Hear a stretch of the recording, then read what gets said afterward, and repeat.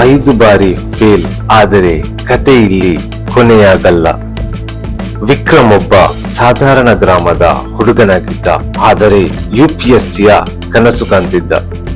ಆದರೂ ನಿರಂತರ ಪ್ರಯತ್ನ ಪಟ್ಟರು ಕೂಡ ಸುಮಾರೊಂದು 5 ಬಾರಿ ಫೇಲ್ ಆದ. ಒಮ್ಮೆಯಂತೂ ಕೇವಲ 2 ಅಂಕಗಳಿಂದ ಫೇಲ್ ಆಗಿಬಿಟ್ಟ. ಗೆಳೆಯರು ಕೂಡ ನಿನ್ನಿಂದ ಇದು ಸಾಧ್ಯವಾಗಲ್ಲ ಎಂದು ಹೇಳತೊಡಗಿದರು. ಇದರಿಂದ ನಿರಾಶಿತನಾದ ವಿಕ್ರಮ್ ಬಹಳನೇ ಯೋಚಿಸತೊಡಗಿದ.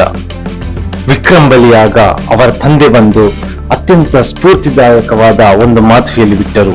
ಅದೇನೆಂದರೆ, ಸೋಲೆ ಗೆಲುವಿನ ಮೆಟ್ಟಿಲು.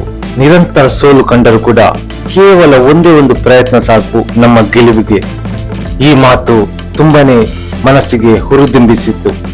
ಇದರಿಂದ ಪ್ರಭಾವಿತನಾದ ವಿಕ್ರಮ್ ಅಂದಿನಿಂದ ನಿರಂತರವಾಗಿ ಕಲಿಕೆಗೆ ಗಮನವಿಟ್ಟು ಕೊನೆಗೆ UPSCಯಲ್ಲಿ 78ನೇ ರ್ಯಾಂಕ್ ಪಡೆದು ಅತ್ಯದ್ಭುತ ಸಾಧನೆ ಮಾಡಿದ.